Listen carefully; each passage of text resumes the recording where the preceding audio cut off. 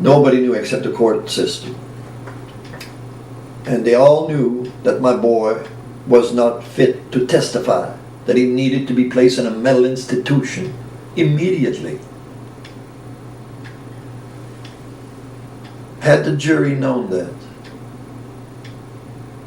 the outcome would have been different.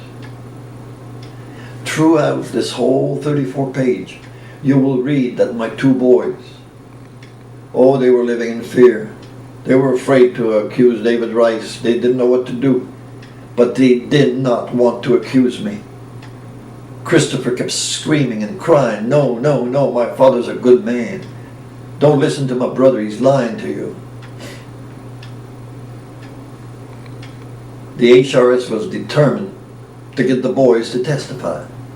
But as you can see on page 14, Becca Young stated that since Christopher was refusing to cooperate with his brother, that he was not fit to testify, that he should not be allowed to testify because he was not ready. Well, 6 months later they got him ready and he did testify. But you see, if the jury would have seen this, I can't show you all of it that's in there, it's too much. But I'm going to give you another example. Remember the closing argument? I told the jury members of the jury, I'm a good father. David Rice, an animal. The prosecutor got up, vouch for the child, whatever. And I had nothing to argue with, you know. He claimed that I was responsible for the mental and emotional health of my children. I filed a writ of mandamus 3 years after my trial to the school board on May 20th, 1993. And the principals from all the schools sent me the documents that I needed. In St.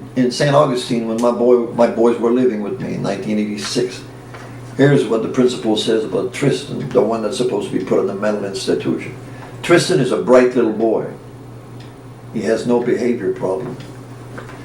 In 87, 88 in North Carolina, when he's being abused by David Rice, the principal sent me his sheet here. Talks about morbid themes, aggressive, provokes, temper tantrum, depressed, cries easily, inappropriate emotional response, talks about hurting or killing himself, excessive daydreaming, destructive, withdrawn, defiant, poor peer relations, irritable, moody. Now, had the jury seen this report, where the boys deny constantly, they denied all the way up to the end. This was done on the 10th of October, 20th of October, 10th of November, a month after my arrest. And there was no accusations from my boys. They couldn't get them to do it. They did not want to accuse me.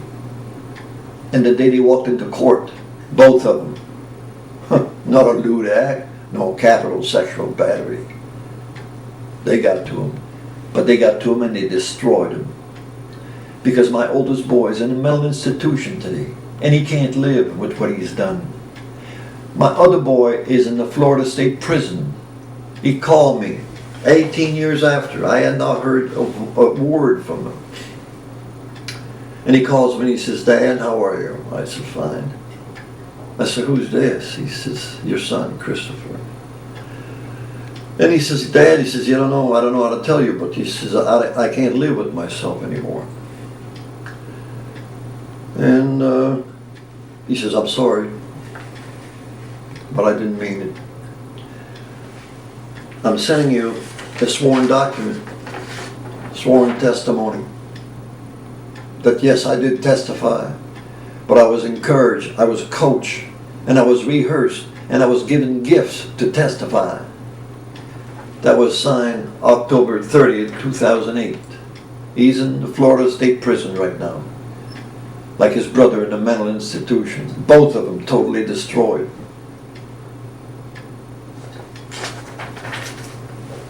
He came out of prison after he wrote this, and I told him to come to Canada to see me. And I realized how badly he needed help.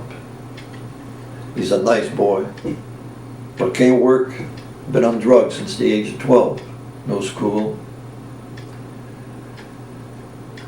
And he asked me to help him. Well, if I had money to give it to him, it would be for drugs. He doesn't want to work because he can't work. I found him 3 jobs. He had them one day and he quit the 3 of them. He can't work.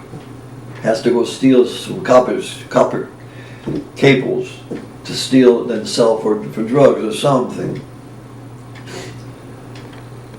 I said, are you willing? Do you want help? He says, I sure do. I have a little boy, 15 months old, and I've got a beautiful wife. I can't work. I said, I'll get you some help. I said, there's a man that will help you, and I know it, and you know it. His name is Phil, Dr. Phil. He said, hell yes, I know, I heard about him. I said, would you be willing, if he was willing to talk to you, would you be willing to try to do something to help yourself?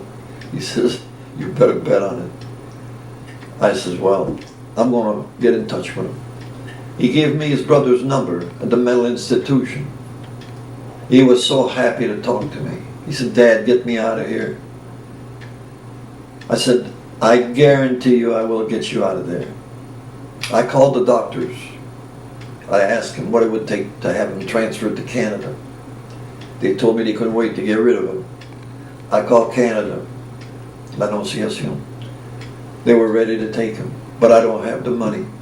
It takes money to 24-hour services when somebody's been on drugs in a mental institution for years. They let him out once in a while, but nobody wants to take him. I want to take him. I can't afford it, you know. So I told him, I said, look, I'm going to call Dr. Phil. I think Dr. Phil can help you. He said, I sure hope so. He asked me how long it would take. I said, well, you know, with Dr. Phil, it could take up to a month before you're ready. It's okay. I called him every week. He just wanted to get out. Finally, he told me I was full of shit. And he won't talk to me no more.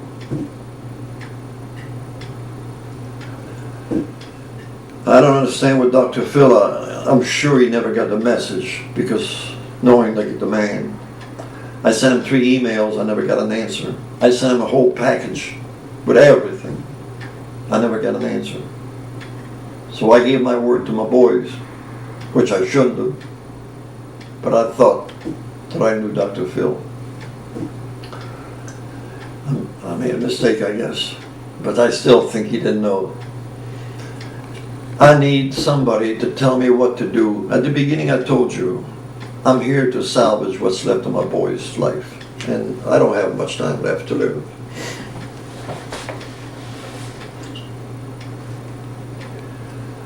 I need to know what to do, because I don't know what to do. I need to find a legal firm that will take a civil action against Judge Watson and his crew, because I blame him personally with the prosecutors and the North Carolina people, and also the Sheriff Department for not arresting David Rice. It's a good lawsuit that could bring a lot of money from my boys. I don't want a dime.